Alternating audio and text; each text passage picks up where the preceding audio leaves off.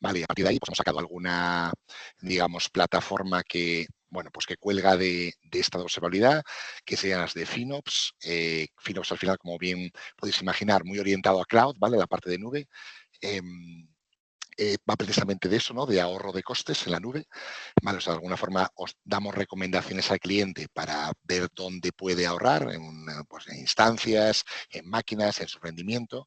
Luego tenemos una patita de GreenOps que va más enfocada, muy imbricada con la parte de FinOps, pero va más enfocada a la parte de huella de carbono digital, ¿vale? Que siempre se habla siempre, como sabéis, está muy en boga el tema de la huella de carbono, pero se nos olvida que, pues eso, tanto las máquinas, los ordenadores, los servidores, como incluso los propios correos electrónicos, consumen electricidad, CO2. Entonces, bueno, sacamos una especie de informe que te indica, pues eso, cuál es tu huella de carbono digital y cómo puedes mejorarla. Y luego, por último, tenemos una patita de SecOps, que es más orientado a la parte de compliance, ¿vale? De estándares de calidad, pues lo que os puede sonar un poquito a vosotros temas de ISOs, el ENS, que es el Esquema Nacional de Seguridad aquí en España. De alguna forma, estos, digamos, estos estándares de calidad los tenemos incorporados en la plataforma, de forma de que tú lo que vas a hacer es pasar, loguearte con tus sistemas y te va a decir exactamente dónde cumples y dónde no cumples, para que nosotros te podamos ayudar. Nosotros no nos quedamos únicamente en la parte de los informes, sino que también vamos, digamos, de alguna forma, lo que decimos, ¿no? Nos metemos al barro. ¿Vale? O sea que de alguna forma lo que hacemos también es ayudamos a implementar esas mejoras o esa optimización de los sistemas. Y a partir de aquí, bueno, si tenéis alguna duda o algo, no sé cómo lo estáis planteando, Natalia, pero en principio, bueno, os dejaría ahí con Israel Galloso, que es el CEO de la empresa, y es un poquito el que os va a llevar, os va a contar más en detalle lo que hacemos, cómo lo hacemos y os pondrá, pues eso, algo de práctica también para que podáis aprender también tipo de herramientas que usamos y todo esto. Vale. Ellos si tienen dudas, levantan la mano con Venga, un fenomenal. icono. Sí. Perfecto. Pues si quieres, gracias Luis, si quieres voy a Nada. empezar un poco a hacer la intro. Pues eso, como ha comentado, como ha hecho un poco la intro Luis, me llamo Israel, soy el CEO de Let's Dance 3. Como ha dicho Luis, vamos a cumplir el mes que viene, en 15 días creo, más o menos. Vamos a cumplir 2 años. Tenemos oficinas en Oviedo, en Asturias, así que ojalá algún día la podáis ver o ir a visitarnos o lo que sea. Y luego también tenemos mucha gente, sobre todo la parte más técnica, la tenemos repartida por España. Somos ya más de 20 personas, no sé el número exacto porque han entrado las últimas semanas como 4 o 5 personas y no sé el número exacto, pero creo que rondamos los 25 personas, un poquito menos yo diría. Y nada, a partir de aquí eso, lo que habéis dicho, si queréis hacer alguna pregunta de cualquier tipo, ya sea técnica, personal o lo que sea, levantar la mano, interrumpirme en cualquier momento o si queréis dejarla para el final, sin problema.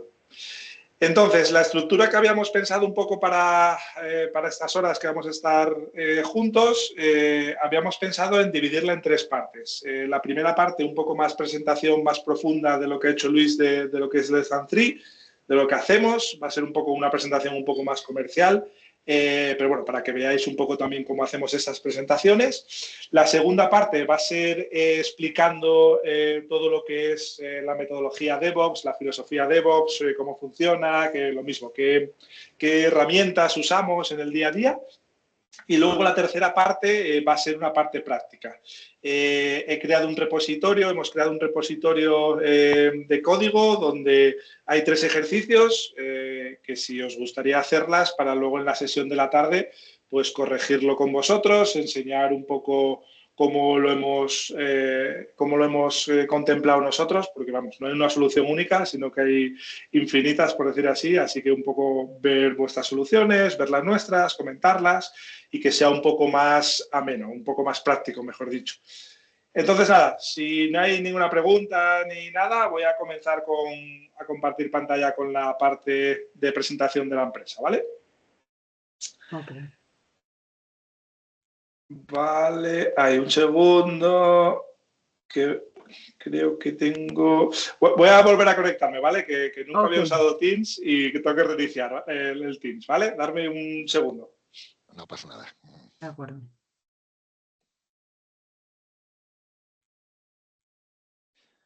Los problemas del directo. Ya sabéis que la tecnología al final... Ya.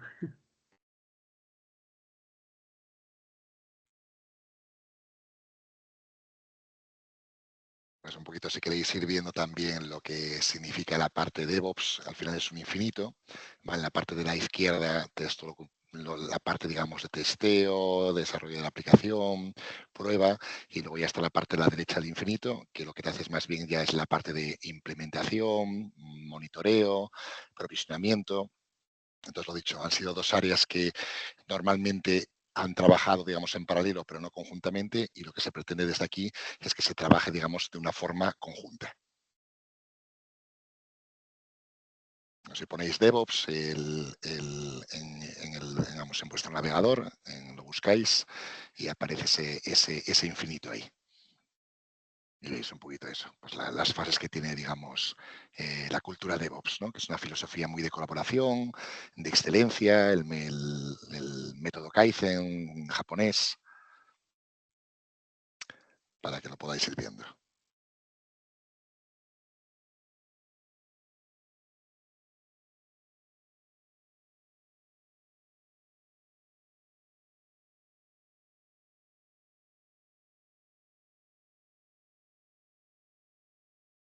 Hola, hola, ya estoy de vuelta, perdonar. A ver si ahora puedo compartir la pantalla. Sí.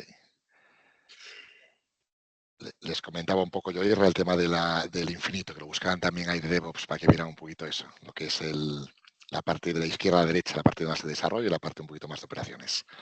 Genial. Ahora en un ratillo iremos más, para que lo más vean. al dedillo. Sí, sí. Eso es. Vale, pues confirmarme que veis la pantalla, mi pantalla, perdonar. Sí, se ve muy bien. Perfecto.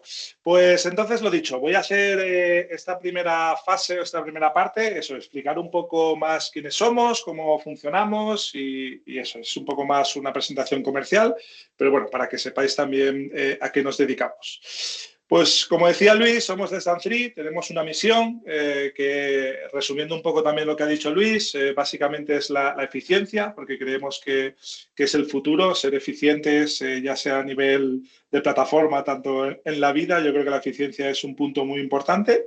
También la parte de los costes, porque siempre se nos olvida que al final, cuando estamos creando aplicaciones, webs, plataformas y demás, siempre se nos olvida esta parte de costes que es muy importante, sobre todo cuando tienes que escalar, cuando tienes que ir más allá.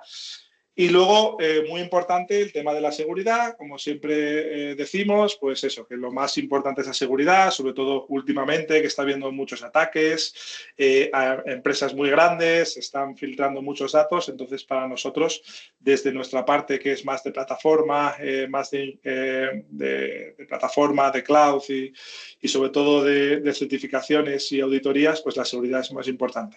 Y por último, la sostenibilidad. Como ha comentado Luis, la parte de GreenOps, la parte de la contaminación, que también últimamente está muy en auge, pues también creemos que nuestra misión debería ir por aquí. Todo ello potenciado en la parte cloud. Entonces, hablar un poco sobre valor, sobre retorno de inversión. Bueno, son unos números que siempre enseñamos. Después de haber trabajado casi 2 años con un montón de clientes, pues hemos sacado estos números, ¿no? Tampoco vamos a ir muy al detalle, muy al dedillo, pero bueno, al final lo que hacemos nosotros, el valor que le damos cuando nos contratan y ese retorno que le damos a la empresa, al cliente, al proyecto, el que vemos que es más importante es el tiempo desde que la empresa empieza a crear o quiere desarrollar una nueva funcionalidad hasta que llega a producción, ¿no? Trabajamos con empresas pequeñas, con empresas grandes, con empresas medianas. Los tiempos son muy diferentes, pero al final lo que hemos visto es que ya sea una empresa pequeña como una startup o una empresa grande de miles de empleados, al final podemos ahorrar estos costes, ya sea usando la metodología o la filosofía DevOps, que luego veremos más a profundo. Es un poco de los puntos diferenciadores. Luego también va un poco reestructurada con la primera parte, es un poco que al final, si ahorras tiempo, pues puedes desarrollar más, ¿no? Al final, lo que siempre decimos es que los desarrolladores se enfocan en desarrollar y no tienen que enfocarse en todo el tema de plataforma, en todo el tema de ingeniería, de sistemas. Y entonces, pues también esos desarrolladores que se pueden focalizar o enfocar en desarrollar, pues al final desarrollan más rápido y al final se transforma en más ingresos. Al igual que la mejora de desarrollo, ¿no? También luego veremos en la parte de DevOps que hay una mejora de desarrollo usando esta filosofía, el infinito, el 8 invertido que estaba comentando Luis, o estaba comentando, que es un poco el logo de DevOps, pues también todo esto que se está usando repercute en una mejora a nivel de desarrollo y al final eficiencia, ¿no? Porque al final, si tú haces todo este compendio de usos, de herramientas y de filosofía, pues al final la eficiencia también mejora.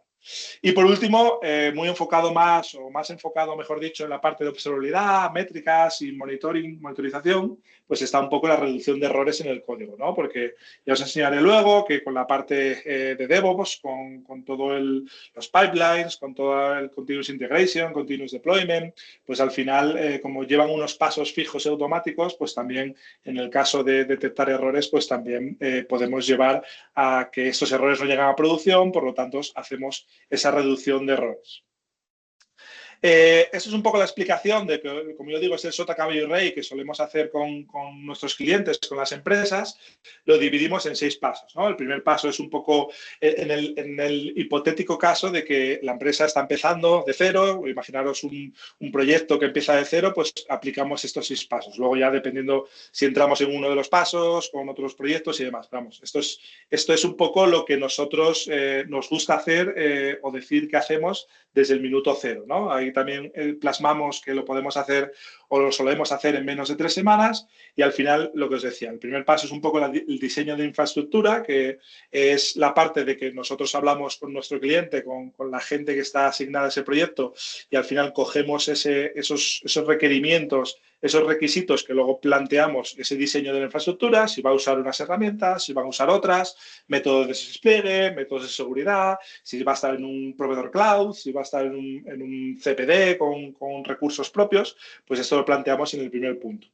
Luego el segundo punto es la fase de despliegue, una vez que ya hemos diseñado la infraestructura, que hemos llegado a un acuerdo entre ambas partes de cómo va a ser todo, pues hacemos esa fase de despliegue, ¿no? Desplegamos en diferentes entornos, diferentes proveedores o dependiendo un poco de la aplicación y del cliente, pues nos vamos un poco adaptando a lo que necesitemos. Para luego pasar a la fase de aprovisionamiento, ¿no? Al final ese despliegue que hemos hecho previamente, cogemos ese código, esas aplicaciones, ese frontend, ese backend o esas bases de datos o lo que haga falta y lo provisionamos en el entorno que hemos desplegado previamente, ¿no?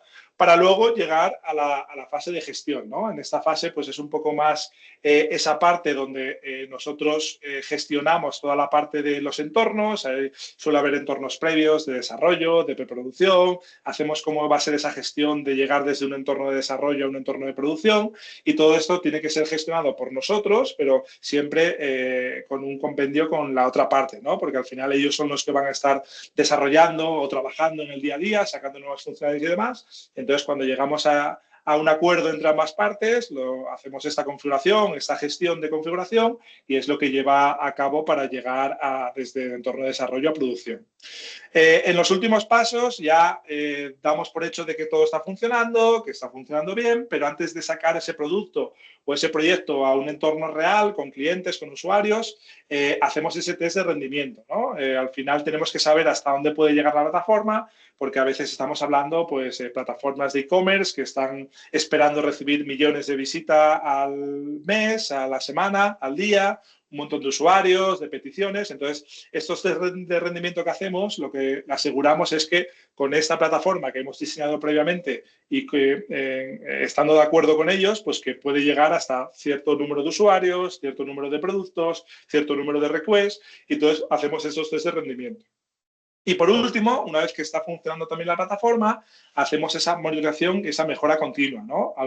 Usando ya sea nuestras plataformas de observabilidad, de FinOps o incluso la de GreenOps o la de seguridad, pues monitorizamos toda la plataforma que hemos creado, configurado, desplegado, provisionado y todo previamente en los pasos anteriores, y lo que hacemos es pues eso, monitorizar para que si en el caso de que haya algún problema, ya sea a nivel de aplicación, a nivel de infraestructura, pues podamos tener ese error controlado. Y todo ello también, como veis ahí con el cuadradito de abajo, pues con todo el tema de la observabilidad, ¿no? Con el tema de la plataforma de observabilidad, que podemos no solo monitorizar esa parte más de plataforma, sino también hablar de trazas a nivel de aplicación o trazas a nivel de bases de datos, o incluso también vamos a la parte de frontend, ¿no? De ver eso, dónde el usuario hace clic, por qué hace clic, cuándo le da error, pues todo eso lo monitorizamos o lo observamos, por decir así, con la plataforma. Un poco qué somos, ¿no? ¿Qué hacemos o qué manejamos dentro del Stand3, ¿no? Por una parte está la parte de estandarización, la parte de los roles. Como veis aquí, son diferentes roles. Como yo digo, yo llevo aquí más de 20 años trabajando en el mismo mundo, pero con el paso de los años pues ha ido cambiando un poco el rol que yo hacía, este rol técnico, ¿no? Empecé siendo un poco más por el último cuadrado, con la parte de sysadmin, la parte de máquinas físicas, con Linux, con Windows y demás. Y luego fue un poco evolucionando, ¿no? También toda la parte de infraestructura como código, que veremos más adelante, toda la parte de los proveedores en la nube, como AWS y demás, pues esos roles fueron evolucionando, ¿no? Pero más o menos hay un momento que se unen estos roles, pero si fuéramos más al dedillo, si queréis que vayamos más al dedillo, cada rol tiene una parte muy específica, pero al final todos están administrando, plataforma, infraestructura y al final pues siendo ese sysadmin como todo o mucha gente empezó hace muchos años. Luego en la parte más de soluciones, pues bueno, un poco lo que os comentaba, ¿no? Está la parte de los proveedores en la nube, como puede ser Azure, como puede ser AWS, Google. Luego, últimamente, o en los últimos años, mejor dicho, está muy de moda todo el tema de contenedores, pues con la parte de Docker, con la parte de Kubernetes también y otros proveedores de Kubernetes, como puede ser OpenShift o soluciones un poco más específicas, por ejemplo, en AWS, como puede ser ECS. Y luego en la parte también muy importante, la parte del repositorio, la parte de Git, de control de versiones, es muy importante porque al final todo o casi todo va relacionado con la parte de control de versiones, todo lo llevamos allí y es un poco también una de esas soluciones que nosotros implementamos desde el día cero. Y por último, el último logo es la parte de Terraform, la parte de infraestructura como código, ya que anteriormente, cuando yo empecé hace muchos años, pues todo esto se administraba a través de scripts, a través de manual, ¿no? Al final te llegaba una máquina nueva, ibas, la instalabas, la configurabas y cuando llegaba la siguiente hacías lo mismo y en ese sentido pues era un trabajo muy manual, ¿no? Con Terraform y otras soluciones que también luego veremos, pues ya se puede automatizar, ¿no? Entonces a ti, entre comillas, te da igual configurar e instalar una máquina o 1000, ¿no? Todo depende del tiempo, de cómo funcione y muchos factores, pero al final la idea es que todo esté versionado en un repositorio, como hemos dicho antes, y que tanto yo como otras personas dentro del equipo o incluso personas externas puedan cogerlos, saber lo que he instalado, lo que he configurado y volver a configurar esas máquinas o instalar o configurar máquinas nuevas. Y luego, por último, en la parte de más los servicios, tenemos la parte de interacción continua, el CI/CD, que también veremos luego, infraestructura como código, es lo último que os he comentado, soporte y mantenimiento, que también es nuestro día a día, dar soporte y mantenimiento a diferentes empresas, clientes y proyectos. Y al final todo esto conlleva pues, una optimización de procesos y ya la parte de seguridad y compliance, como os decía muy al principio, y también Luis, pues la parte un poco de que todo esté seguro, de que no haya ataques o que no alguien acceda a la base de datos para acceder a los datos. Esto va todo un poco de la mano. Bueno, aquí voy muy rápido porque prefiero explicar luego el 8 que os he dicho. Esto es nuestra propia versión de lo que es, o nuestra visión de lo que es DevOps, pero vamos, lo prefiero explicar luego en la otra parte, que aquí hablamos un poco desde el inicio al fin de lo que es un esquema o es lo que es la filosofía DevOps. Luego lo comentamos.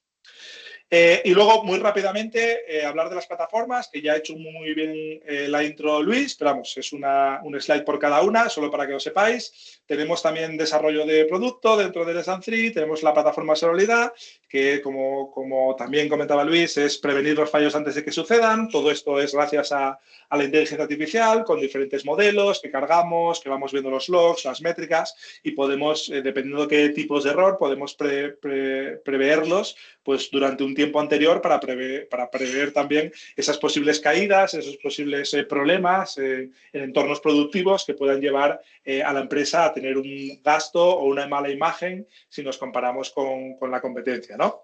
Y por último, también, como cualquier otra plataforma de seguridad o de monitoring, también pues resolver los problemas que ya existen, ¿no?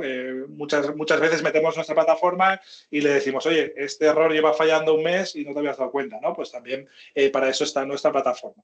Y luego más, en el resto de... bueno, esa es la parte de observabilidad, de cómo funcionaba, lo que os he comentado ahora, con la parte de predecir los errores, también los problemas y demás, que no me quiero liar porque prefiero ir a la parte un poco más práctica de DevOps y a la parte más de los problemas o de los ejercicios que veremos luego. Quería contaros más la parte de GreenOps, que es la huella de carbono digital en la nube. Pues al final, con las leyes, este año han entrado a nivel de Europa leyes para las empresas más grandes, pero la idea es que en los próximos años pues entren para todas las empresas, ¿no? Para saber qué huella de carbono digital estamos emitiendo. Como decía antes muy bien Luis, con un correo, con esta reunión que estamos haciendo, con los portátiles, los ordenadores que tienen encendidos una empresa, servidores, y entonces eso, todo enfocado en el cloud, que al final tú tienes un ordenador pero no sabes dónde, pues con esta plataforma lo que hacemos es, vale, este ordenador, este servidor que tú tienes en AWS, pero que está en Sao Paulo, pues como está allí, consume 3 veces más porque la luz allí se triplica. Bueno, un poco este tipo de cálculos al final los hacemos con la plataforma de GreenOps. La parte de FinOps, que va muy enlazada también con la parte anterior de GreenOps, lo que hacemos es un poco visualizar y también optimizar esos gastos que estás teniendo en la nube, ¿no? Al final, como os decía al principio, es muy fácil hacer 4 clics, empezar a funcionar con 4, 5, 10, 15 máquinas, pero te llega un momento cuando llega la factura que dices, ostras, no sé dónde se me está yendo el dinero, ¿no? Entonces, por eso tenemos esa visibilidad de una manera muy fácil en diferentes proveedores cloud de dónde están esos gastos, también separados por países, por cuentas, bueno, por un montón de diferentes opciones y filtros. Y al final lo que hacemos también es automatizar esa gestión de los costes, ¿no? Pues también damos esas mejoras o posibles mejoras que puedes hacer en tu cuenta para poder ahorrar, y también te decimos, oye, si haces esto, esto y esto, que normalmente es cambiar el tamaño de la máquina, pagar máquinas, bajar los volúmenes, los backups y demás, al final pues te puedes ahorrar unos euros, unos dólares a final de mes, que dependiendo del cliente de la empresa a veces es poco, pero de porcentaje estamos hablando de un 10, 20, 30% en la mayoría de los casos, ¿no? Y luego con la plataforma también lo que hacemos es un poco monitorizar que no vuelves a las andadas de hacer estos gastos altos. Y por último, la plataforma de SecOps, que es la parte de seguridad que le enfocamos aquí, pero nosotros, en lugar de enfocarnos en ciberataques y prevenir o anti-DDoS o este tipo de ataques tan famosos, lo que nos enfocamos es en el compliance, ¿no? En las auditorías para sacar tus certificados, tus certificaciones, perdón. Como ha dicho Luis, la NS, la ISO a nivel de Europa, luego en Estados Unidos, la SOC 2, HIPAA. Pero bueno, resumiendo, básicamente, cogemos tu cuenta de cloud, tú dices qué certificación quieres pasar y te dice, mira, para pasar la certificación NS necesitas arreglar este punto, ¿no? Y luego, una vez que los arreglas, puedes volver a correr este reporte, te va diciendo has arreglado unos cuantos, te quedan otros tantos, y como pasa en el resto de plataformas, pues al principio tienes muchos errores, los vas disminuyendo, pero puede que vuelvan, ¿no? Entonces tenemos esa cronología donde vamos viendo, pues por día, esos errores, el número de errores que hubo, los que arreglaste, y hacemos una cronología con todo ello. Y bueno, un poco los clientes que tenemos clientes en diferentes mercados, como os decía antes, diferentes tamaños. También tenemos socios, bueno, partners que tenemos a nivel global, y luego también un poco el ecosistema que manejamos, ¿no? Que es un poco lo que os he contado antes, proveedores de nube, proveedores de desarrollo, de infraestructura como código, bueno, un poco, también veremos más herramientas y demás luego en la parte de DevOps, por eso digo que es un poco para ir por encima.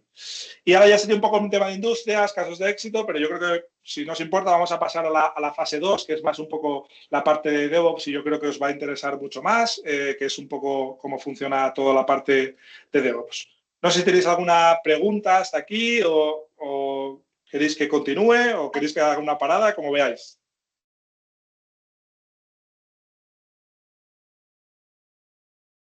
Nadie se anima a preguntar.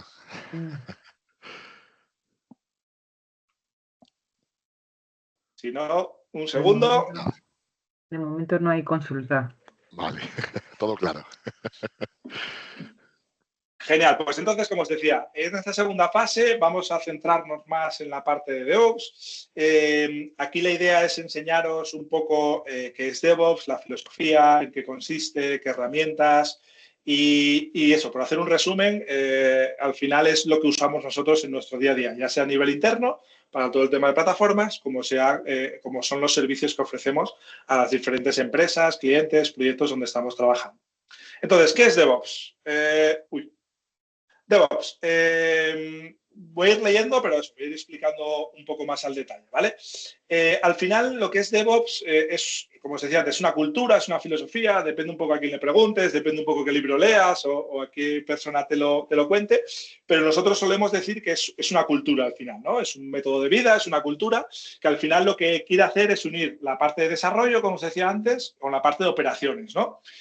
Al final esta unión ha sido un poco orgánica, ¿no? Porque al final, como os decía antes, cuando yo empecé, todo se hacía de forma manual, llegaba una persona, se ponía delante del servidor, te lo instalaba, te lo configuraba y cuando fallaba, pues hacía lo mismo, lo debugaba y demás. Entonces, con esta evolución de que ahora hay muchos más servidores, hay proveedores en la nube, como os decía antes, lo que se quiso unir fue meterle esa capa de desarrollo, que es más un poco la cultura, la parte de dev de la palabra, con la parte de operaciones, que es con la parte de sistemas puro y duro, ¿no? Entonces, al final, esa filosofía de esa unión para tener este nuevo rol o esta nueva cultura donde une las dos partes y así las dos partes están más o menos controladas.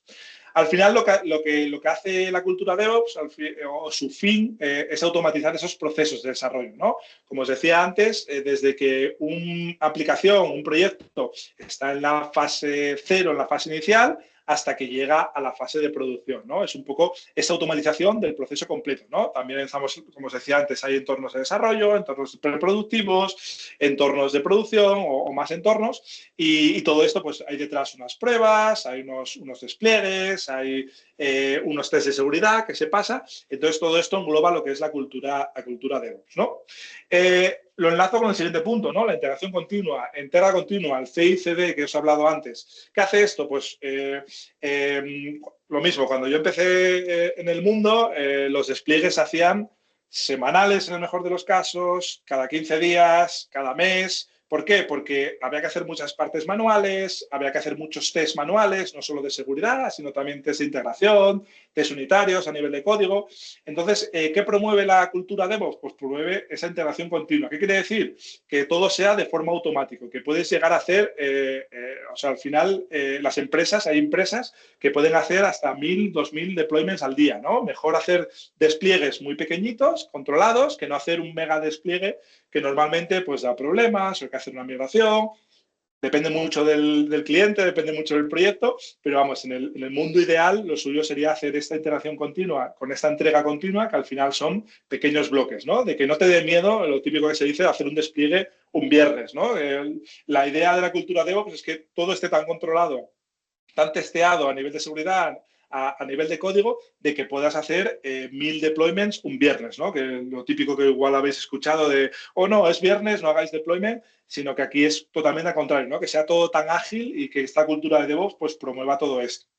Entonces, al final, pues eso, ¿qué es DevOps? Pues esa colaboración entre los diferentes equipos, ¿no? Como os decía al principio, la parte de desarrollo, la parte de operaciones, pues al final esta combinación o esta colaboración entre ambas partes, entre ambos equipos, pues al final se hace de una forma mucho más rápida, como os decía ahora, y también con calidad, ¿no? Que lo que llegue a ese entorno de producción sepas que está testeado, que está aprobado y que tú tengas esa confianza de hacer un despliegue un viernes, ¿no? Es un poco lo que fomenta esta cultura DevOps. Y ahora os voy a enseñar el famoso infinito, 8 invertido, que es un poco el logo de la cultura DevOps, de la filosofía DevOps, y lo separa un poco en fases, ¿no? La parte de la izquierda, como siempre digo, es la parte más de desarrollo, como os decía antes, esa planificación, como si os recordáis antes en las fases que hacemos nosotros con las empresas, esa fase 1, ¿no? De diseño de arquitectura, de hablar con el cliente, de hablar con la gente del proyecto para planificar todo esto.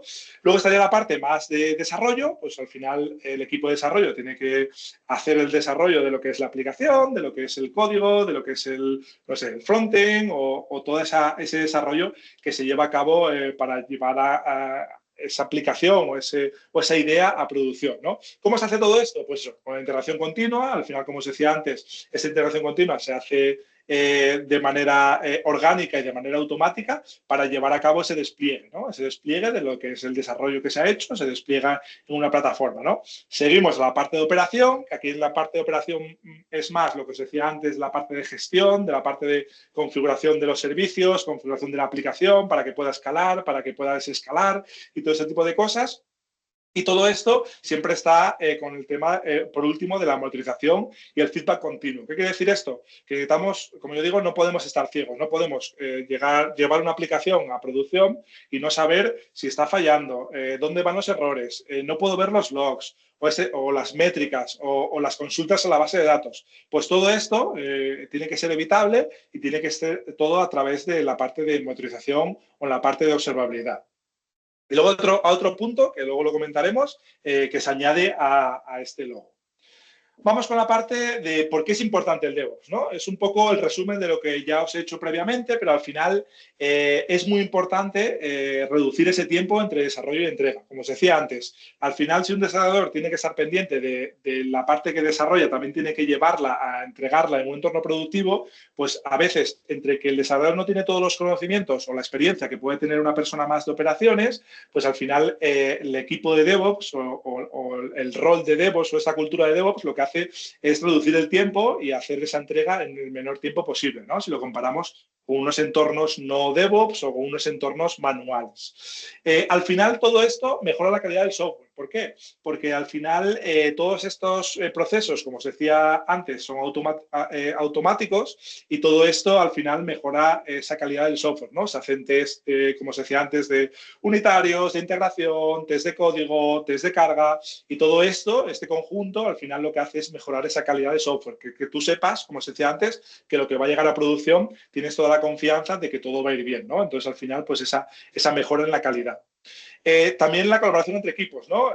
Como siempre se dice, el nicho, ¿no? El nicho que hay a veces entre el equipo de desarrollo, el equipo de producto, el equipo de management, el equipo de, no sé, de bases de datos o incluso si ya se separa en frontend, backend y todo ese tipo de cosas, ¿no? Al final, esta cultura DevOps, al final, con esta colaboración entre los diferentes equipos, tú sabes lo que está haciendo tu compañero de al lado, que no tiene nada que ver con tu equipo, pero lo sabes porque estás involucrado y también lo que se suele hacer son equipos mixtos en el sentido con diferentes roles, ¿no? No tener un equipo solo desarrollo, sino que igual tienes un equipo que ya conviene desarrollo frontend, backend o desarrollo de aplicaciones, con una persona con un rol más de DevOps, con una persona con un rol más de management, de project management, incluso con una persona pues ya más de, yo sé, bases de datos o este tipo de perfiles, ¿no? Luego, una cosa muy importante, una vez que está todo automatizado, como os decía antes, en el 8 al final llega negocio, te requiere hacer un nuevo cambio, añadir una nueva funcionalidad y todo esto es mucho más rápido, ¿no? Porque ya sabes que una vez que está creado, porque el proceso de creación obviamente es lento la primera vez, pero luego todo es se puede duplicar de una manera muy fácil para luego configurar un servicio nuevo, ¿no? El típico ejemplo de, oye, tengo 10 servicios corriendo en producción, pero me llega a negocio y dice, quiero meter un servicio nuevo, pues al final, como yo digo, es copiar, pegar, modificar todo lo que haga falta o incluso se puede llegar a automatizar de una manera más compleja y al final pues estás respondiendo a esos cambios repentinos que suele hacer el equipo de producto, el equipo de negocio y estás un poco preparados para estos cambios, ¿no? También es un poco la importancia de usar esa cultura DevOps. Y luego, por último, como ya lo he repetido muchas veces, pero vamos, la estabilidad y la confiabilidad de lo que está funcionando, ¿no? Del sistema.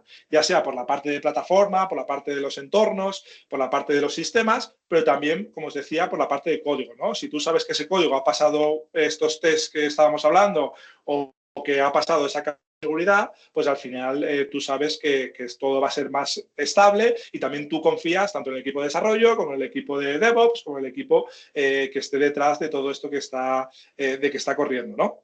Y todo esto lo uno con la modificación, si os fijáis, es el mismo logo, pero en los últimos años también se ha añadido la capa de seguridad, ¿no? Que es lo que también se conoce a veces con DevSecOps, añades el sec en la parte de DevOps, ¿no? Al final todo esto, en todas las partes o en la mayoría de las partes se añade esta capa de seguridad, pues por poneros un ejemplo, ¿no? En la integración continua. En la integración continua, en la capa de seguridad, lo que al menos nosotros y casi todo el mundo debería hacer es añadir esos tests de seguridad, ¿no? De no estar desplegando en producción una librería que está obsoleta o que tiene algo malo que podría perjudicar o que podría no llegar a escalar, ¿no? Entonces, un ejemplo de eso, de meter esta capa de SecOps o de seguridad en la integración continua sería hacer esos tests para eso, para que el contenedor que estás desplegando, las librerías que estás usando o incluso el código, y ahí usando diferentes herramientas, puedes analizar el código y detectar posibles exploits o posibles problemas que pueda haber y puedan explotar desde fuera, pues eso, código malicioso y este tipo de cosas, ¿no? Entonces, a todo el infinito se añade la parte de seguridad.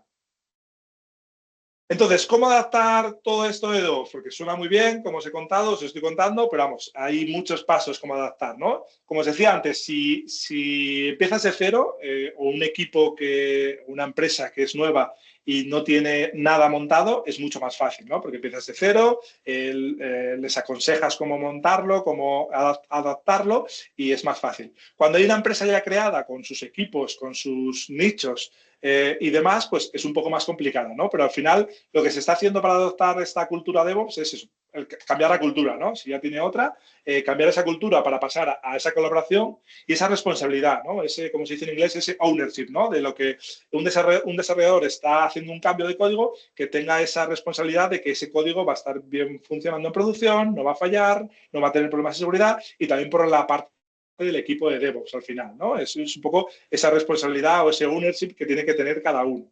Luego, automatizar todo lo que se pueda, o todo debería haber, pero muchas veces, a veces no se puede todo. Sobre todo la fase de interacción continua, que es el punto siguiente, la fase de testing, la fase de despliegue y todo lo que conlleva, pues, usar estas metodologías o esta cultura DevOps, ¿no? Como os decía antes, implementación de integración continua y entrega continua, ¿no? El famoso CI/CD, ¿no? Pues eso es una manera de adoptar la cultura DevOps, porque al final tú no puedes andar dependiendo de una persona o de un equipo para hacer esos despliegues o que alguien ejecute scripts de forma manual desde su portátil, ¿no? Al final, muchas empresas, muchos proyectos lo están haciendo a día de hoy así, pero la idea es huir de todo eso, ¿no? Es un poco implementar pues esta cultura DevOps.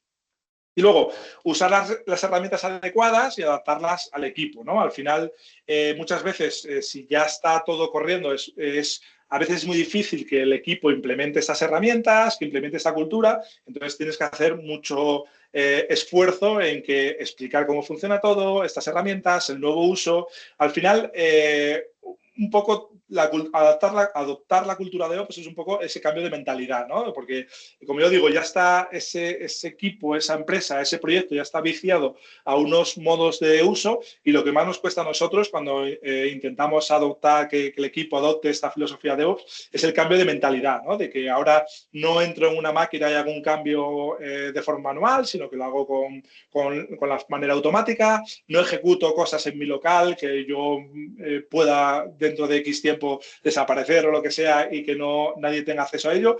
Y básicamente, pues eso, esa responsabilidad de que tiene cada uno, ¿no? Y al final, un punto muy importante es eso, medir, aprender y mejorar continuamente, ¿no? Al final, lo que también hace mucho esta cultura DevOps que antes no se hacía en la parte de sistemas es medir esas métricas, ¿no? De cuántos deployments o cuántos despliegues hago al día, de cuántos errores está llegando en producción, cuánto tardo en crear un entorno nuevo, ¿no? Al final, estas métricas te hacen esas mediciones, te hacen aprender de estos tiempos o de estos posibles errores y al final pues mejorar tanto a nivel de DevOps como a nivel general en el proyecto o en la empresa.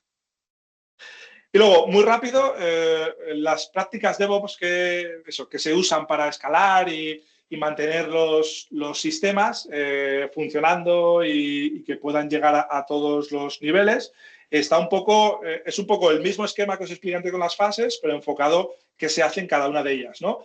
Por ejemplo, el control de versiones es muy importante. Ahora vamos a ver todos estos pasos con ejemplos, pero vamos, el control de versiones, como os decía antes, es como la base de todo ello, ya sea a nivel de plataforma, a nivel de código, a nivel de testing. Todo tiene que estar versionado para que lo puedan ver diferentes personas, diferentes equipos, y que si en algún momento pasa algo, que haya más gente detrás que lo pueda supervisar o lo pueda ejecutar, ¿no? La parte de CI/CD, que es el segundo paso, es la parte más de, como os decía, de integración continua, de despliegue continuo. Pues esto permite escalar para llegar a más entornos, más rápido, más fluidez y más fiable, ¿no? Que tú te fíes de lo que está funcionando. La parte de automatización de la infraestructura y el despliegue es un poco, va enlazado con la parte de infraestructura como código. Esos dos van un poco muy unidos, que al final es no hacer las cosas manual, ya sea instalación, configuración, soporte, escalado. Todo esto tiene que ser de una manera automática, ¿no? Ya sea por la parte de infraestructura, como yo digo, los servidores puros y duros, pero también por la parte de código, ¿no? De ese código que llega a entornos productivos o no productivos. Y luego un poco la parte de monetización y observabilidad, que es muy importante para saber que todo pueda llegar a escalar, que todo se mantiene estable y que todo está funcionando, ¿no?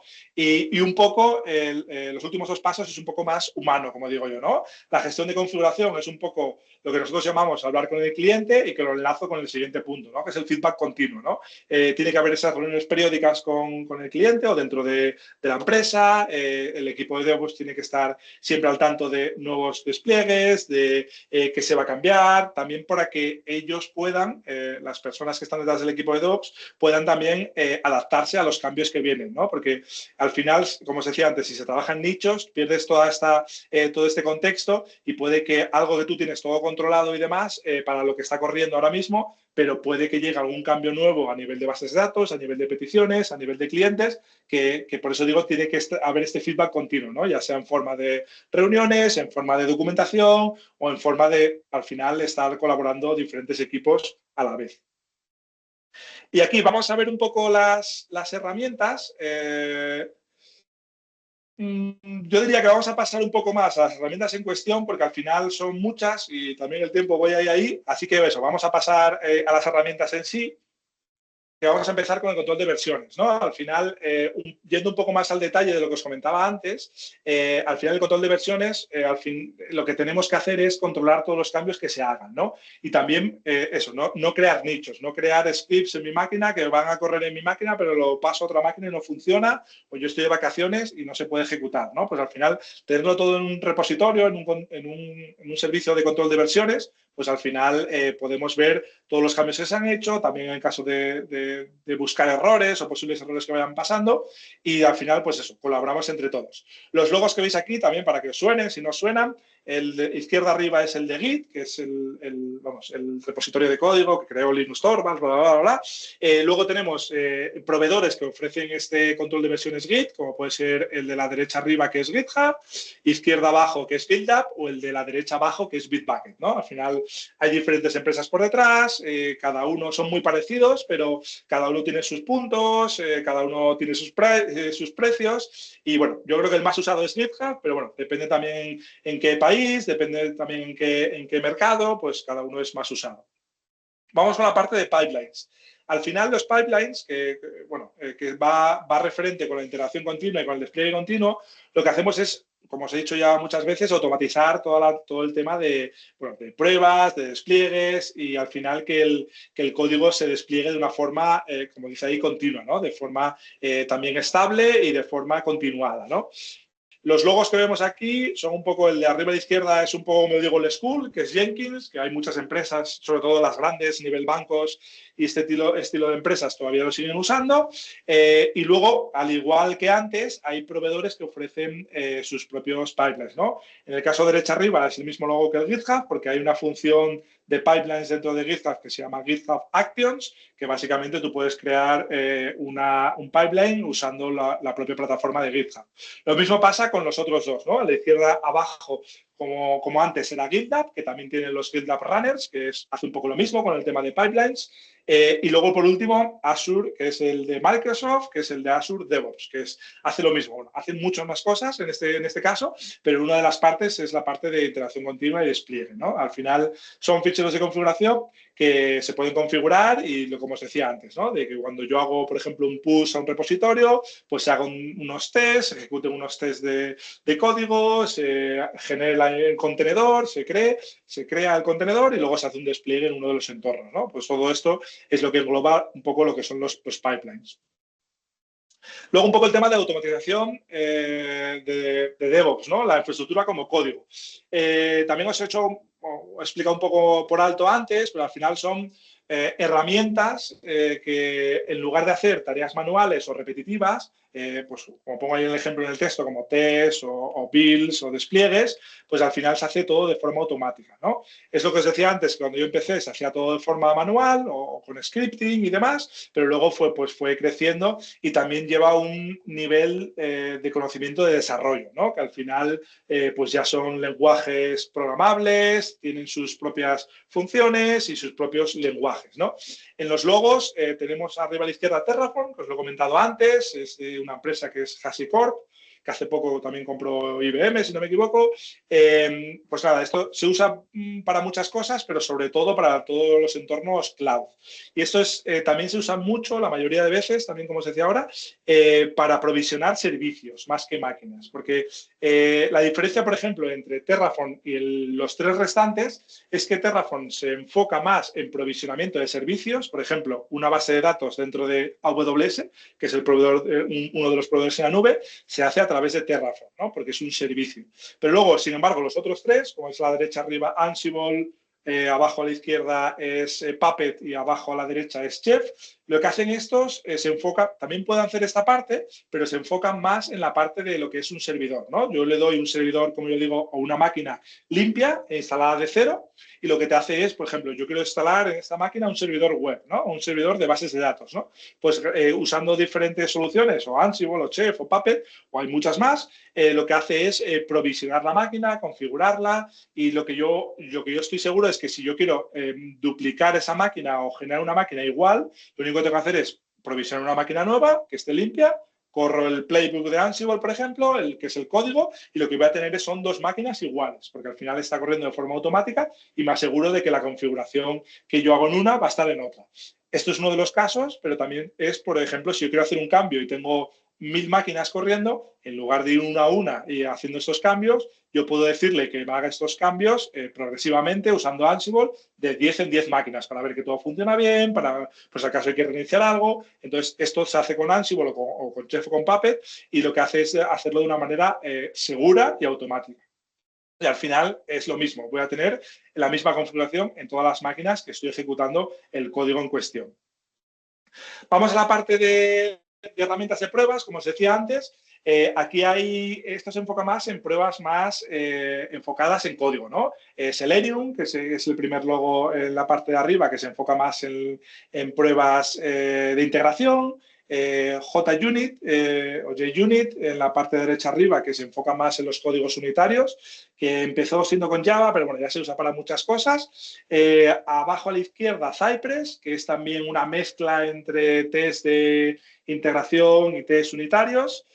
Y por último Postman, ¿no? Abajo a la derecha, que aquí se usa más para pruebas también, pero también para tú de forma manual ver, por ejemplo, que una API, que un backend, que un código está respondiendo como tú quieres, ¿no? Al final, el conjunto de todas estas enfocado con el código, pues al final estás probando de una manera automática de que todo está funcionando, ¿no? Ya sean de forma de los test unitarios, los test funcionales, de integración, o que una API está registrando pues los registros, o está devolviendo, perdón, los registros que tú estabas esperando, ¿no? Esto se mete dentro del pipeline y si en algún momento hay un error, tú podrías decirle al pipeline que nos haga el despliegue, ¿no? Por ejemplo, va a llegar a producción con un despliegue, pero si hay un error en cualquiera de estos pasos, oye, lo paro, lo reviso que esté todo bien, porque igual es un fallo real, y entonces arreglo ese fallo y ya me estoy asegurando de que el código que va a llegar a producción pues es el que debería llegar sin errores. Por último, no sé, quedan 2 o 3, pero vamos, de las últimas ya, herramientas de monitorización. o de observabilidad, al final, como os he ido contando, detectan problemas ya sea a nivel de rendimiento, a nivel de errores, puedes ver en tiempo real si algo está fallando. A través de diferentes herramientas se puede notificar, ya sea vía correo, vía Teams, vía Slack o diferentes funcionalidades, ¿no? El primer logo es el nuestro, el de Santry, a través de nuestra plataforma de observabilidad, y luego pues hay otros proyectos como puede ser Prometheus, que es el de arriba a la derecha, que es el proyecto open source por excelencia. Abajo a la izquierda, que es New Relic, y abajo a la derecha, que es Datadog, ¿no? Al final son servicios que se ofrecen, que se integran dentro de los servicios que tú estás corriendo, son agentes, perdona, que se integran dentro de los servicios que tú estás funcionando, y lo que hacen es monitorizar que todo va bien, notificarte en caso de que vaya mal, y bueno, al final puedes ver dashboards con métricas, con gráficas, o los logs o las trazas de la aplicación, lo puedes ver a través de diferentes plataformas. Importante, los proveedores cloud, bueno, no es una herramienta como tal, pero bueno, es un modo de uso, pues al final es cuando yo tengo ese código ya programado, ya funcionando en mi local, lo tengo que llevar a algún sitio para que el resto de personas lo puedan probar, ¿no? De clientes o quien sea, ¿no? Aquí he puesto los 3, 4 más importantes. Son proveedores cloud todos. El primero de arriba a la izquierda es Google, GCP, Google Cloud. El de arriba a la derecha es Amazon, AWS. Abajo a la izquierda es Azure de Microsoft, y el último de la derecha abajo es Scaleway, que es un proveedor que nosotros hemos hecho un partnership hace poco, que son franceses. Y básicamente, como os decía, aquí de una manera se puede hacer de manera manual, como yo digo, a golpe de clic, entras en la consola del proveedor, haces 4 clics y te creas una máquina, te creas una base de datos, te creas un servicio que pueda estar ahí funcionando, pero aquí lo suyo sería usar, como os he dicho antes, pues Terraform, infraestructura como código, para yo tener en el código de que me tiene que crear una base de datos, 3 máquinas y un balanceador, ¿no? Entonces yo lo tengo en el código, y cuando lo ejecute, que de manera automática se pueda crear en el proveedor cloud que yo esté seleccionando o configurando. Y creo que esa es la última, es la parte de, vale, ya tengo mi código de la aplicación, ya he elegido el proveedor en la nube que quiero usar. Ahora, vale, ¿dónde lo pongo? ¿No? Pues existen diferentes sitios de dónde ponerlo, ¿no? Aquí no lo he puesto, pero existe el método, como yo digo, old school, que es cojo una máquina, la instalo, la configuro y, por ejemplo, pues pongo a correr un servidor web o pongo a correr un código en Python o un código en Node.js, ¿no? Al final, esa es la forma. No está mal, hay muchas empresas y mucha gente que lo usa, pero en los últimos años, en los últimos 10 años, por decir así, está muy en auge todo el tema de contenedores. ¿Por qué? Porque es muy fácil de escalar, se aprovechan muy bien los recursos y al final te aseguras también de que tu código corre de una manera igual, funciona de una manera igual en diferentes entornos, máquinas o donde lo tengas corriendo, ¿no? ¿Dónde lo puedes tener corriendo? Pues el ejemplo más práctico que seguramente o espero que conozcáis es Docker, que lo puedes correr en tu entorno local, que es el icono de arriba a la izquierda. Luego, de una manera más profesional o cuando ya empieza a haber un entorno productivo o un entorno que pueda manejar más gente, está Kubernetes, que es el icono de arriba a la derecha, ¿no? Kubernetes es una manera de orquestar contenedores de una manera segura y escalable. También tenemos la versión, por decir así, de pago, porque todo esto es open source, pero también tenemos la versión de pago, que es la de abajo a la izquierda, que es OpenShift, que es de Red Hat, que es de IBM, si no me equivoco. Entonces, esta manera es sobre todo lo que se usan en las empresas grandes, como puede ser el mismo ejemplo, bancos o empresas, el gobierno y cosas así, más serias, por decir así, son los que usan, es la forma de usar contenedores de una forma propietaria, ¿no? Al final también tienes una empresa grande detrás que te cobra por las licencias, lo puedes meter en la nube, también lo puedes meter en tu hardware, en tu oficina, por decir así, y es una manera también de funcionar estos contenedores.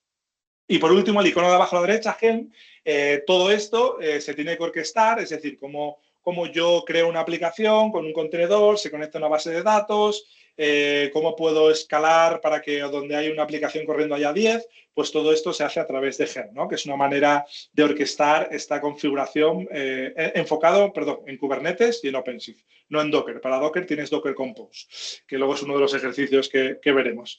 Y creo que nada más. Bueno, esto ya es el resumen, ¿verdad? Es mucho texto, pero vamos, al final DevOps, como os decía, es una filosofía, es una cultura que al final lo que tienes que implementar en el equipo o en la empresa o en el proyecto es esa cultura DevOps, esas buenas prácticas, esas herramientas que hemos visto ahora, que ha sido solo un ejemplo, que hay muchísimas más.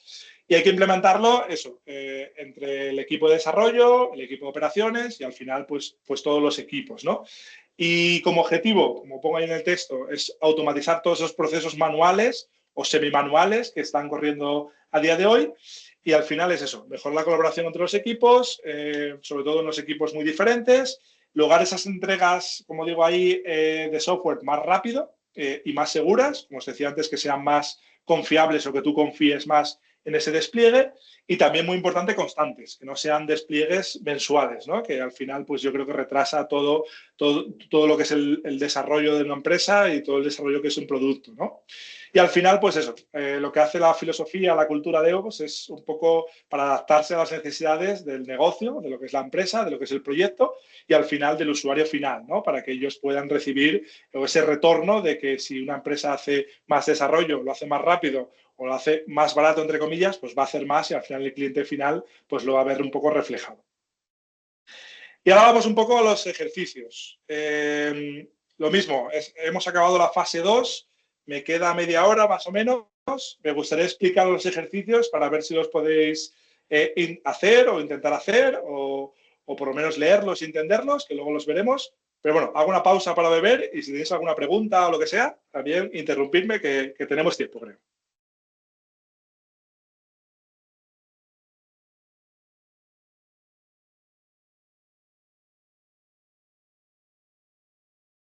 ¿Alguna duda que tengáis por ahí, chicos, chicas?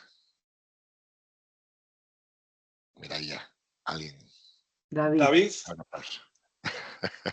adelante. buenos días, Israel. Buenos Oye, días. yo quería hacerte una pregunta, aprovechando que eres una persona que tiene mucha experiencia dentro del sector IT y demás, tanto como comentaste antes que comenzaste desde sistemas y ahora con una startup y demás. Mira, lo que te quería preguntar es que el perfil que solemos tener en distancia, solemos ser gente de 30 años en adelante, que estamos un poco pues buscando cambiar de sector y demás. Y tú, con toda la dilatada experiencia que ya tienes dentro del sector, ¿hacia dónde recomendarías orientar la carrera? O sea, hacia, por ejemplo, startups, hacia una empresa a lo mejor más grande. Sería esa la pregunta. Sí, es muy buena pregunta. Quizá no sea la mejor persona para responderla, pero yo te digo mi opinión, totalmente personal. Yo creo que eso, deberías ver un poco también tú o vosotros lo que queréis buscar, ¿no? Yo os digo mi ejemplo. Yo he trabajado en empresa grande, he trabajado en un banco americano y he trabajado en startups de 10 personas, ¿no? Aparte de la mía, ¿no? De la de ahora, ¿no? En el pasado. La diferencia está sobre todo en qué quieres hacer, ¿no? Es un poco también, si quieres una estabilidad y quieres aprender, pero de algo que sabes que vas a durar años y que no va a cambiar, vete a una gran empresa, ¿no? Vete a un banco, vete a una consultora grande, que no es malo, ¿eh? O sea, al revés, o sea, yo he estado trabajando ahí y he aprendido mucho. Lo único que normalmente, no son todas, pero normalmente en estos casos, por ejemplo, las herramientas que os he enseñado antes, las metodologías que usan, suelen ser, como yo digo, old school, y entonces muchas veces aprendes, pero igual estás aprendiendo una tecnología de hace 3, 4, 5 años en el mejor de los casos, ¿no? Yo te pongo el ejemplo, la empresa más grande que he trabajado es en el banco y estaban usando tecnologías pues muy viejas, ¿no? Yo aprendí un montón, pero estaban utilizando tanto metodologías como herramientas y todo lo que llevaba el día a día de esa empresa, de ese banco, pues eran herramientas pues muy viejas, ¿no? Que al final quizá no te ayuden para el futuro si te quieres cambiar a lo que es una startup, ¿no? Ahora paso al tema de startup. ¿Qué es lo bueno de la startup?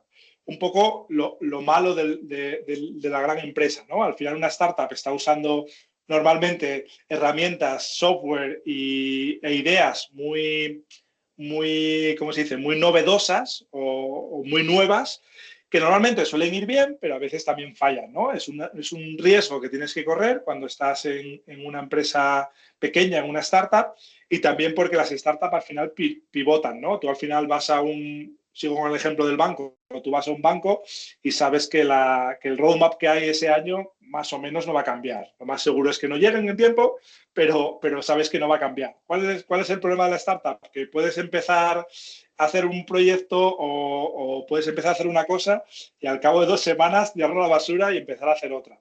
Yo creo que todo viene bien, todo es conocimiento y todo aprendes. A mí no me molesta, pero hay gente que dice, hostia, he estado trabajando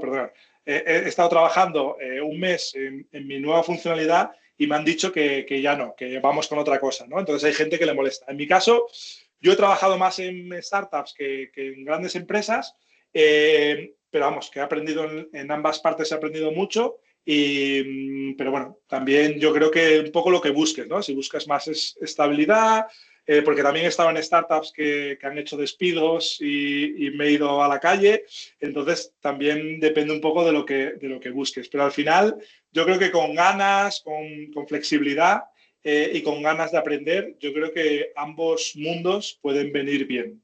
También depende un poco de dónde ataques, ¿no? Por ejemplo, pues me voy a Asturias. A veces es más difícil conseguir estas startups, ¿no? Al final nosotros estamos en el ecosistema de Asturias de startups y no hay muchas, ¿no? O sea, al menos que estén con nosotros desde hace 2 años, que no sé, puede haber 50 startups, al menos que nosotros conozcamos, seguramente haya más, pero luego te vas a gran empresa y hay muchas más posibilidades, hay muchas más posiciones y demás. A nivel de Asturias, si abres ya mercado a nivel nacional, tienes de todo, ¿no? Y normalmente, pues siendo junior, pues igual tienes más cabida en una gran empresa, pero luego, una vez que adquieres ese conocimiento, te puedes pasar mucho más fácil a lo que es una startup, ¿no? Y luego ya si abres el mundo internacional, pues ya, como digo yo, un poco lo que venga, ¿no? Ojalá lleguen cosas, pero a veces es muy complicado, pues con ese nivel de experiencia saltar fuera, ¿no? También depende del inglés y un montón de historias más, pero no sé, es una respuesta un poco ambigua, perdona, pero depende, yo creo, un poco de lo que busquéis, ¿no? Es un poco el fin de la pregunta, de la respuesta, mejor dicho. No sé si te ha ayudado. Muchas gracias, de verdad. Muy buena información, muchas gracias. Nada. ¿Alguna cosita más o paso ya a la última parte? Bueno, creo que no. No os preocupéis. Si no lo escribís o me interrumpís cuando queráis, o al final. O la sesión de la tarde también. Vale, como os decía antes, la última fase es la parte de práctica. Son unos ejercicios, son 3 ejercicios, son 2 más 1, que ahora lo veremos un poco más. Ahora os comparto el link por el chat también para que lo echéis un vistazo, bueno, para que echéis un vistazo, para si queréis trabajar en ello, que lo cojáis y lo probéis. Y el primer ejercicio, bueno, son los 3 ejercicios enfocados con contenedores y en el último caso pipeline. El primer ejercicio es crear un contenedor de Docker con Nginx, que es un servidor web, ¿no? Voy a leer literal. El ejercicio primero, vamos a crear un contenedor de Docker que va a utilizar Nginx, que es, como os decía, el servidor web, para servir una página web estática. El requisito o el final del ejercicio debería ser crear un archivo Dockerfile donde usará un fichero ya existente HTML y que lo mostraréis en la página web, en vuestro portátil o vuestro ordenador, lo mostraréis. Ahora voy al código, que hay más información. El ejercicio 2 es crear un entorno completo con Docker Compose, que es un poco la unión del punto 1 de la parte primera con un entorno real, que el objetivo final es, en este caso, crear un archivo Docker Compose YAML, que lo que va a estar dentro corriendo es un backend en Flash, que es el framework de Python, una base de datos MariaDB y un servidor Nginx, un servidor web como proxy inverso. Y aquí aprenderemos a configurar las redes, los volúmenes y las dependencias entre servicios. Yo he creado todo, solo hay que crear ese fichero, Docker Compose. Y luego la última parte, que es, como yo digo, el extra mile, como ya es el nivel pro, por decir así, o el nivel 3, hay que hacer un pipeline dentro de GitHub, como os decía antes, se llama GitHub Actions, que lo que va a hacer es crear la imagen de Docker, correrla en el pipeline como tal y va a devolver creo que era la fecha, o ahora lo vemos bien, que no me acuerdo, la fecha o el nombre o un nombre, ¿no? Entonces hay que crear, al final es un fichero, que también lo vemos ahora en el ejemplo, que lo que va a hacer es ese pipeline tirando de un action local y lo va a mostrar. Entonces, dejarme compartir el código, lo vamos a ver un poco. Mira, tienes que enviarme lo que le quieras compartir a ellos, tienes que enviármelo a mí. Tú tienes mi mail. Creo que sí. Sí, si quieres, si no se y yo primero, se lo hago yo, porque no podemos compartir por el chat. Vale. Se lo paso yo, te lo paso yo, Irra. Vale. Te lo he mandado, Luis, ¿vale? Si quieres. Sí, perfecto. ¿Te haces el favor? Ya está. Genial. Venga, pues eso, voy a compartir eso, lo que os van a compartir, ¿vale? A ver, volvemos aquí, que encuentre la ventana. Esta es, si no me equivoco, sí. Vale, entonces voy a hacerlo un poquito más grande para que lo veáis.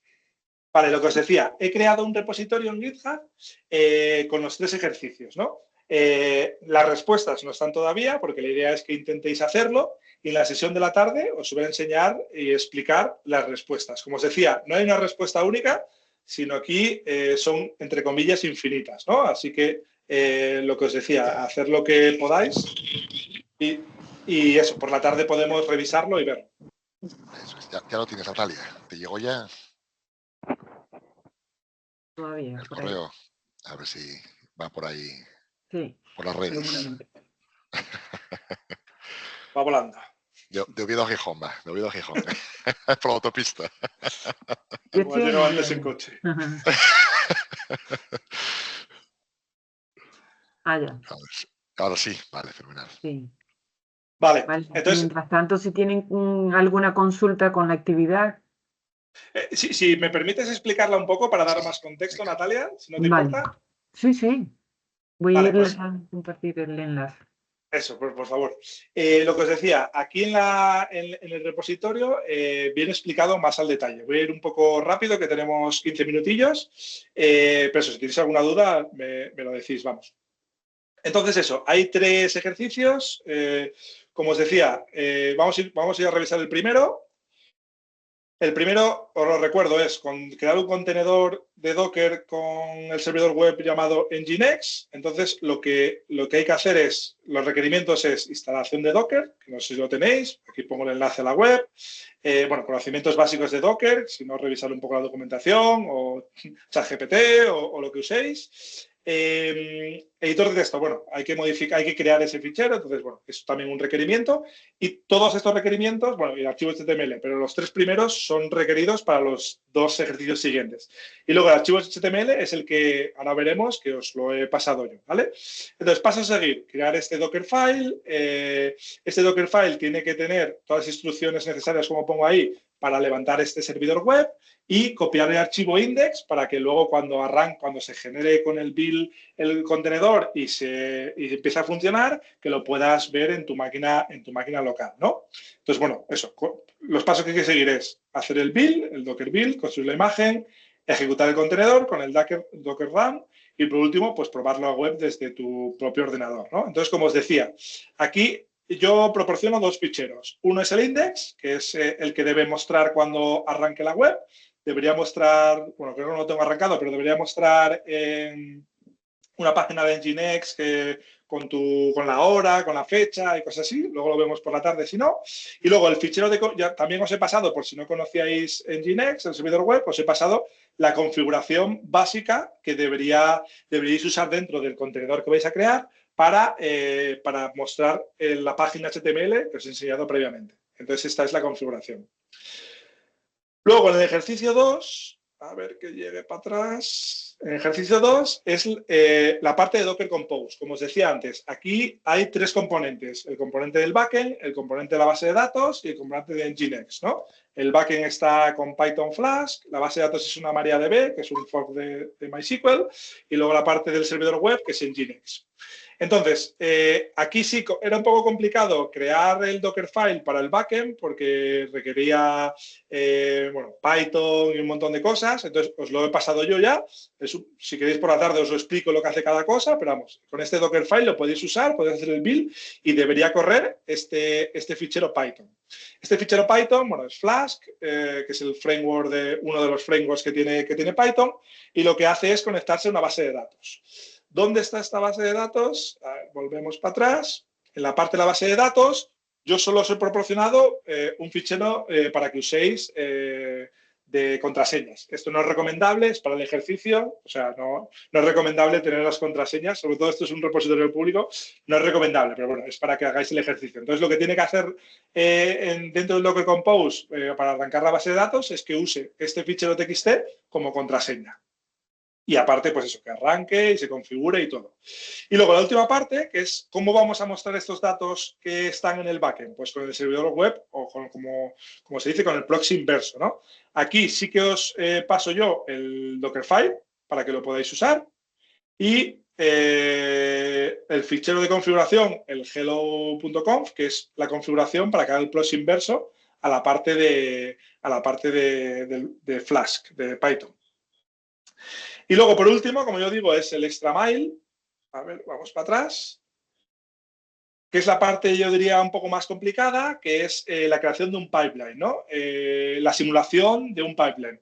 Al principio había hecho que se creara una imagen, un contenedor una imagen de Docker, perdón, y se subiera a un repositorio, pero era muy complicado y tampoco tenéis mucho tiempo. Entonces, lo único que hay que hacer, os he creado yo ya lo que es el action que debería usar, el entry point y el Dockerfile. Ahora os explico un poco más. Aquí, el fichero final que tenéis que crear es este, que es donde se guardan los pipelines o los actions de GitHub, pero lo único que tendréis que usar el action que yo ya he creado. Para que no andaréis buscando la documentación, qué action crear y demás o usar, pues ya he creado yo el action, ¿no?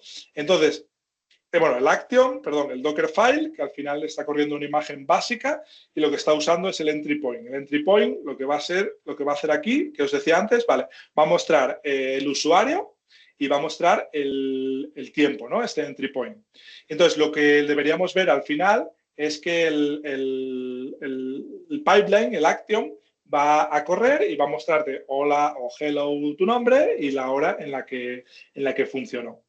Y por último, como os decía antes, que me lo he saltado, vamos a usar este action que ya he creado. En lugar de buscar uno por ahí open source o libre o que esté en el marketplace de los actions de GitHub, pues podéis usar este ya creado, que lo único que hacer es hacer referencia desde lo que es el fichero de la creación del, si no me equivoco, se llama work... no sé cómo se llama, el action como tal, pues hay que hacer referencia a este action local.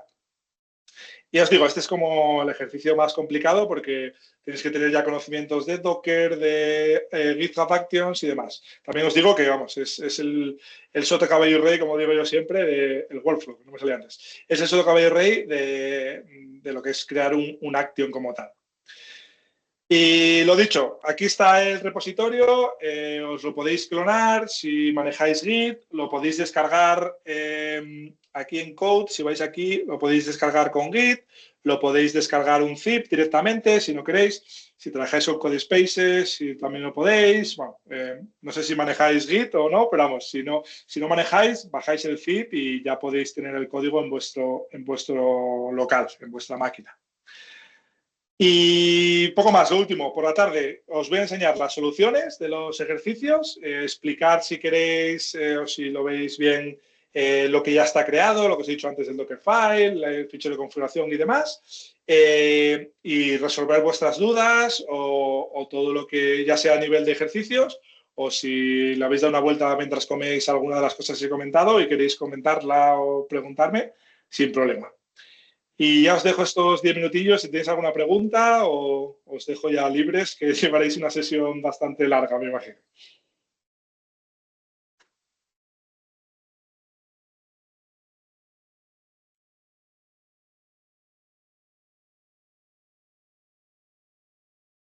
No te escuchamos, Natalia. Sí, creo que no sé si hay una pregunta. Estás muteada, Natalia. Vale, que Ahora, envían iconos aplaudiendo. No sé si ustedes lo pueden ver ahorita. Bueno, a lo Sí, mejor Luis sí. yo lo veo, tengo aquí en Ah, pequeñito. vale, pues, vale. Muchos, tenemos muchos aplausos. Así que Gracias, bueno, de gracias, momento gracias. no hay dudas y... Ah, bueno, sí, mira. Jimena.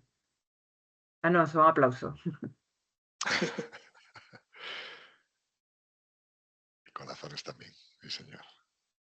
Vale, bueno, nada, de momento entonces No muchas sé si gracias, les explicaste, Israel, Isra, Luis. lo del less than three, ¿no? Lo del símbolo, lo que significa, No, ¿no?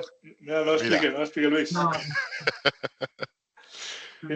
Nuestro logo, o sea, también una de las preguntas que nos suelen hacer es ¿por qué nos llamamos less than 3, menor que 3 en inglés, cuando ya somos 20 o 25, no sé cuántos somos ya? Y es, bueno, igual si hay juventud por aquí, igual lo ha pillado fácil, pero yo que no soy juventud también eso. Es si le dais la vuelta a nuestro logo o si a un símbolo menor que 3, pues si a un símbolo menor que 3 le dais la vuelta, es un corazón. Entonces, por eso somos less than 3, que es menor que 3 en inglés, le dais la vuelta, es un corazón. Pero es azul, no es el rojo que habéis mandado, pero bueno, lo aceptamos, lo aceptamos. y nada, tienen hasta las 4:30, ¿verdad, Natalia? Hasta las Para 4:30 comer y sería la para eso. próxima sesión, sí. Correcto, eso es. Bueno, muchísimas Sí, gracias, Luis, sí, Israel. muy bien. A A vosotros. vosotros. Y hablamos en Ah, un mira, por rato. aquí Elio levanta la mano. Sí. A ver, venga.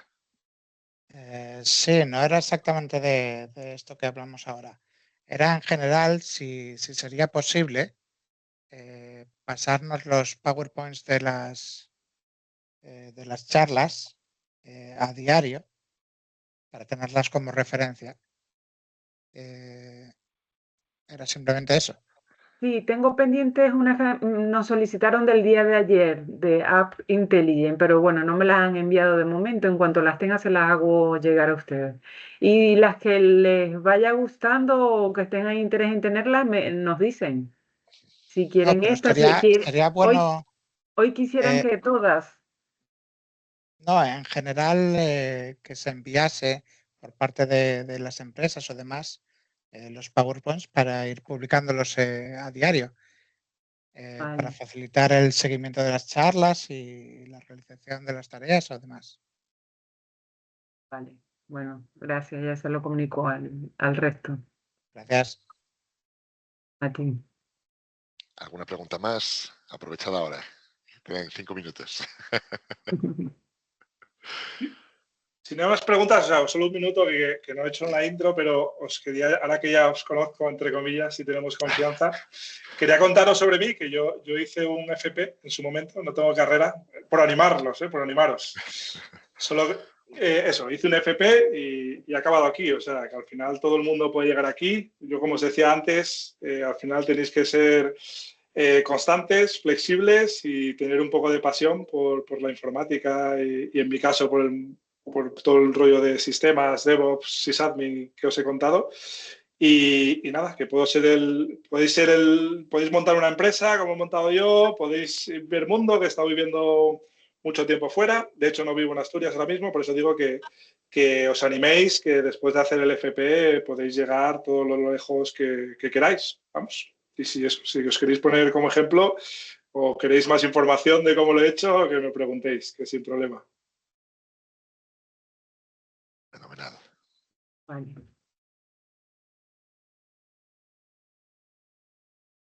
Sonia creo que quiere preguntar también.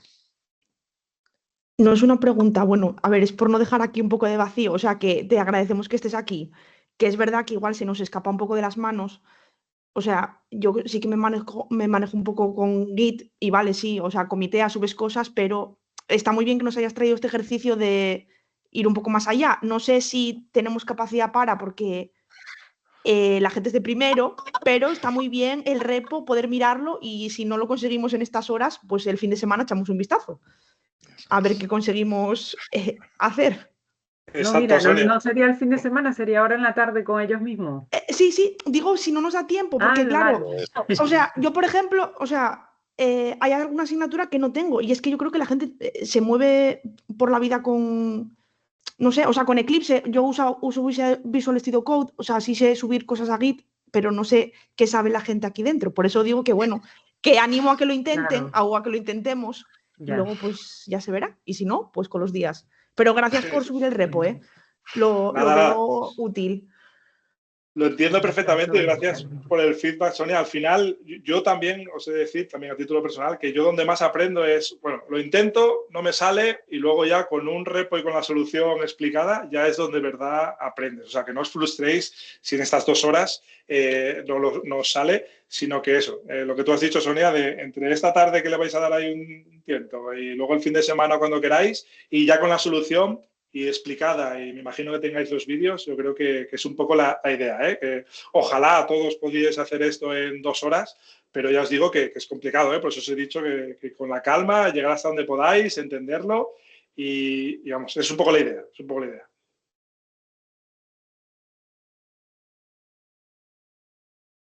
Pues muchas gracias, solo era eso. Que sé que estamos aquí 100 personas y es un poco raro que nadie hable, pero que a veces creo que es por eso, porque Ya. a veces se queda un poco grande, pero bueno, yo animo a la gente, o sea, no pasa nada. Lo intentamos y ya está.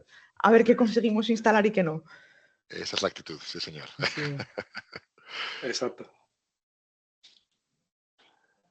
¿Alguien más que quiera preguntar o comentar?